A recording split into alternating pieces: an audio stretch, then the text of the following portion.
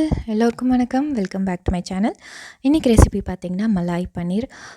ரொம்ப டேஸ்டியாக இருக்கும் அண்ட் கிட்ஸுக்கு ரொம்ப பிடிக்கும். ஒரு சைட் டிஷ் ஃபார் சப்பாத்தி, நான், பராட்டா அந்த மாதிரி எது பண்ணாலும் ஒரு சைட் டிஷ்.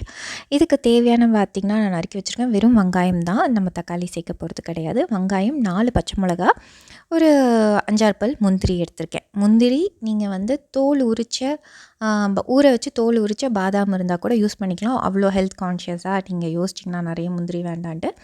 பட் முந்திரி தான் நல்லா டேஸ்ட் கொடுக்கும். அண்ட் எனிவே இது மலாய் பன்னீர், நமக்கு வந்து இதில் வந்து க்ரீம் யூஸ் பண்ணி தான் கண்டிப்பாக பண்ணி ஆகணும். ஸோ என்றைக்கோ ஒரு நாள் செய்கிற டிஷ் தான். நம்ம வந்து இதில் ரொம்ப ஆல்டர்னேட்டிவ்ஸ், ஹெல்த் ஆல்டர்னேட்டிவ்ஸ்லாம் பார்க்க முடியாது.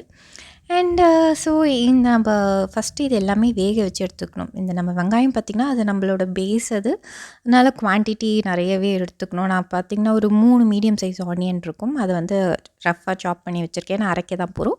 4 பச்சை மிளகாய் எடுத்திருக்கேன். காரத்துக்கு தகுந்த மாதிரி நீங்கள் கூடலோ குறைச்சலாவோ எடுத்துக்கலாம் பச்சை மிளகாய். ஏன்னா மெயினாக பச்சை மிளகாய் காரம் மட்டும்தான். அண்டு நம்ம யூஸ் பண்ண க்ரீம்லாம் பார்த்திங்கன்னா, முந்திரிலாம் பார்த்திங்கன்னா காரத்தை குறைக்கும். லைட்டாக எண்ணெய் ஊற்றி வதக்கிட்டு அதுக்கப்புறமா நான் வந்து தண்ணி ஊற்றி நல்லா வேக வச்சு எடுத்துக்க போகிறேன் இது எல்லாத்தையுமே. அண்டு இதில் வந்து நான் இஞ்சி பூண்டு பேஸ்ட் யூஸ் பண்ணியிருக்கேன். இஞ்சி பூண்டு பேஸ்ட் யூஸ் பண்ணது பார்த்திங்கன்னா ஒரு 2 டீஸ்பூன் பேஸ்ட்டு அந்த ஆனியனோட சேர்த்து லைட்டாக வதக்கிட்டு தண்ணி ஊற்றி வேக வச்சுட்டேன். நீங்கள் இஞ்சி பூண்டு பேஸ்ட் இல்லைன்னா 4 பல் பூண்டு, ஒரு 2 துண்டு இஞ்சி, இதை வந்து இது கூடவே சேர்த்து வதக்கிட்டு நீங்கள் நல்லா இந்த மாதிரி வேக வச்சு எடுத்துக்கோங்க. இந்த மாதிரி தண்ணியெல்லாம் எவாப்ரேட் ஆகி நல்லா சாஃப்டாக வெந்திருக்கணும். அந்த வெங்காயம், பச்சை மிளகா, முந்திரியும் வெந்திருக்கணும். அப்போ நம்ம நல்லா அரைச்சோம்னா நல்லா ஸ்மூத் பேஸ்ட்டாக வரும். நல்லா ஸ்மூத் பேஸ்ட்டாக அரைக்கணும், அதுதான் முக்கியம். அதே மாதிரி நீங்கள் வேணும்னா, நான் வந்து ஜெல்லிக்கல, நீங்கள் வேணுனாலும் ஃபில்ட்ரு பண்ணி நல்லா ஸ்மூத்தாக இருக்கணும் அப்படின்னா ஃபில்ட்ரு பண்ணி கூட எடுத்துக்கலாம். பட் அவசியம் இல்லை, நல்லா வெந்திருந்தால் நல்லா ஸ்மூத்தாக பேஸ்ட் ஆகி வரும். அதுக்கப்புறம் நம்ம பேனில் கொஞ்சமாக எண்ணெய், அந்த எண்ணெய் இருக்கும், கொஞ்சமாக எண்ணெய் சேர்த்துக்கோங்க. அதுக்கப்புறம் பன்னீர் ஃப்ரை பண்ணி தான் நான் ஆட் பண்ணுறேன். இந்த ரெசிபியை பொறுத்தவரையும் பன்னீர் ஃப்ரை ஆகிருந்தால் கொஞ்சம் நல்லாயிருக்கும். பட் ஸ்டில் இது ஒரு ஆப்ஷனலான ஸ்டெப் தான். அப்படியே போட்டாலும் சில பேருக்கு பன்னீர் ஃப்ரை பண்ணவே வேண்டாம் அப்படின்னு நினைப்பாங்க. பட் ஃப்ரை பண்ணால் சில ரெசிபீஸ்க்கு ஃப்ரை பண்ணால் தான் நல்லாயிருக்கும். நானும் அதுக்கு மட்டும்தான் ஃப்ரை பண்ணுவேன். எல்லா பன்னீர் ரெசிபிக்கும் ஃப்ரை பண்ணி போட மாட்டேன். So it's optional. ஃப்ரை பண்ணி பன்னீர்ஸ் எடுத்துக்கோங்க. அதுக்கப்புறம் நம்ம அரைச்சி வச்சுருக்கோம் இல்லையா பேஸ்ட், அதை அப்படியே மீதி எண்ணெய் அதிலே இருக்கும் இல்லையா, அந்த எண்ணெயை யூஸ் பண்ணி நீங்கள் அந்த நம்ம அரைச்சி வச்சுருக்கோம் இல்லையா பேஸ்ட், அதை ஆட் பண்ணி நல்லா வதக்கிக்கோங்க. அது ஃபஸ்ட்டு போட்ட உடனே மேலெலாம் தெளிக்கும், அதனால் சிம் பண்ணிவிட்டு போடுங்க. உடனே கொஞ்சம் தண்ணியும் ஆட் பண்ணிக்கோங்க. இது முந்திரி இருக்கிறதால கண்டிப்பாக போட்ட உடனே திக்காக ஆரம்பிக்கும். அதனால் நீங்கள் இமீடியட்டாகவே கொஞ்சம் தண்ணி ஆட் பண்ணிக்கோங்க. கொஞ்சமாக தண்ணி ஆட் பண்ணிக்கோங்க. ஒரு 1/2 டம்ளர் அளவுக்கு கூட நீங்கள் தண்ணி ஆட் பண்ணிக்கலாம். அதுக்கப்புறம் நம்ம க்ரீம் ஆட் பண்ணும்போது குவான்டிட்டி இன்க்ரீஸ் தான் ஆகும். ஸோ லைட்டாக கொதி வரட்டும். நம்ம தண்ணி ஆட் பண்ணி இது நல்லா கொதி வரட்டும். ஒரு மாதிரி லைட்டாக பபிள் வர ஆரம்பிக்கும். அந்த அளவுக்கு கொதி வந்ததுக்கப்புறமா நம்ம வந்து ஃப்ரெஷ் க்ரீம் ஆட் பண்ணிக்கலாம். ஃப்ரெஷ் க்ரீம் பார்த்திங்கன்னா வந்து நான் ஸ்டோர் பாட் தான் வாங்கியிருக்கேன். 250 ml. 250 mlல நான் ஒரு 100 ml யூஸ் பண்ணியிருப்பேன். 100 mlக்கு கொஞ்சம் அதிகமாக கூட யூஸ் பண்ணிக்கலாம். அதாவது ஒரு 1 கப் அந்த அளவுக்கு ஃப்ரெஷ் க்ரீம்.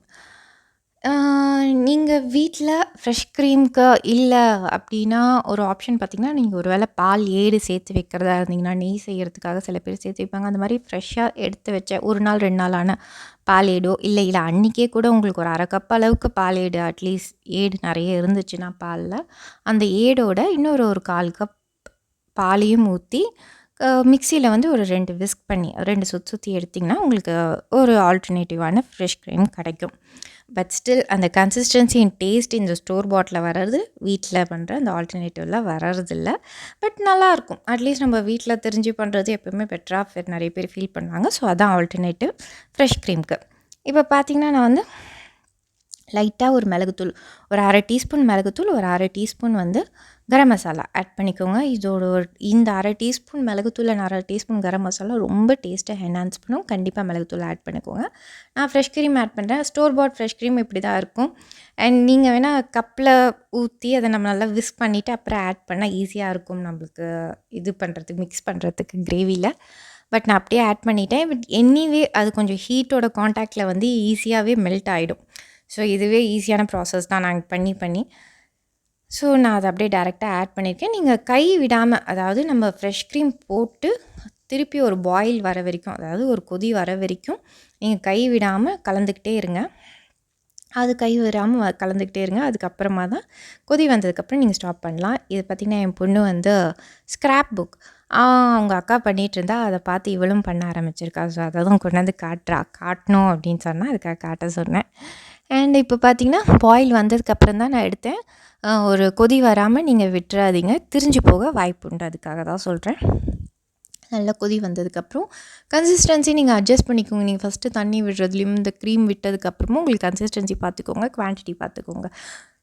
நம்ம அட்ஜஸ்ட் பண்ணிக்கிறது தான். ஸோ குயிக்காகவே ஆகிடும், அவ்வளோதான். அந்த கொதி வந்ததுக்கப்புறம் நம்ம இம்மீடியட்டாகவே ஃப்ரை பண்ணி வச்சுருக்க பன்னீர் ஆட் பண்ணிக்கலாம். இல்லைனா ஃப்ரை பண்ணாமல் நீங்கள் வச்சுருந்தீங்கனாலும் அந்த பன்னீரை இந்த ஸ்டேஜில் ஆட் பண்ணி 2 நிமிஷம் போதுமே, 2-3 நிமிஷமே பன்னீர் ஆட் பண்ணதுக்கப்புறம் போதும். நீங்கள் ராவாகவே ஆட் பண்ணியிருந்தீங்கன்னா கூட 2-3 நிமிஷம் போதும். இப்போ பார்த்திங்கன்னா நான் ஒரு 2 டீஸ்பூன் மாதிரி சுகர் சேர்த்துருக்கேன். இந்த மலாய் பன்னீர் பொறுத்த வரைக்கும் ஒரு மைல்டு ஸ்வீட்னஸ் கண்டிப்பாக இருக்கும். பட் உங்களுக்கு அது வேண்டாம், 2 டீஸ்பூன் கூட வேண்டான்னா கூட நீங்கள் ஒரு 1/2 டீஸ்பூனாவது கண்டிப்பாக சேர்த்துக்கோங்க. நம்ம இந்த மாதிரி வெங்காயம், பச்சை மிளகாய் இந்த மாதிரிலாம் அரைக்கும் போது, தக்காளி இந்த மாதிரி அரைக்கிற எந்த ரெசிபிக்கும் பார்த்திங்கன்னா ஒரு 1/2 டீஸ்பூனாவது சுகர் சேர்க்கணும். அப்போ தான் உங்களுக்கு அந்த டேஸ்ட் என்ஹான்ஸ் பண்ணும், பேலன்ஸ் ஆகி வரும். கடைசியாக kasuri methi it's very important, ரொம்ப நல்லாயிருக்கும். கடைசியாக நீங்கள் அதை சேர்த்துருங்க. அண்டு இல்லைனா நீங்கள் கொத்தமல்லி சேர்த்தா, பட் ஃப்ளேவர் வந்து கம்ப்ளீட்டாக மாறிடும். நம்ம கடைசியாக கொத்தமல்லி தான் இருக்குதுன்னு சேர்த்தோம்னா, நான் அதையும் பண்ணியிருக்கேன் இல்லைன்றதப்போ, அது ஒரு டிஃப்ரெண்ட் ஃப்ளேவராக மாற்றி விட்டுரும். பட் கசூரி மேத்தி உங்களுக்கு ரெஸ்டாரண்ட் ஸ்டைல் கண்டிப்பாக கிடைக்கும், அவ்வளோ நல்லாயிருக்கும் இந்த கிரேவி. நான் இது வந்து புல்காக்கு தான் பண்ணியிருந்தேன் நைட்டு. நீங்கள் கண்டிப்பாக இதை ட்ரை பண்ணி பாருங்கள், ரொம்ப சிம்பிள். நீங்கள் இன்றைக்கா ஸ்டோர் பாட் பன்னீர் வாங்கும் போதே நீங்கள் ஃப்ரெஷ் க்ரீம் ஸ்டோர் பாட் வாங்கிட்டிங்கன்னா செஞ்சு பாருங்கள், குழந்தைங்களுக்கு ரொம்ப பிடிக்கும். அண்ட் கெஸ்ட் யாராவது வீட்டுக்கு வராங்கன்னா கூட நீங்கள் செய்யலாம்.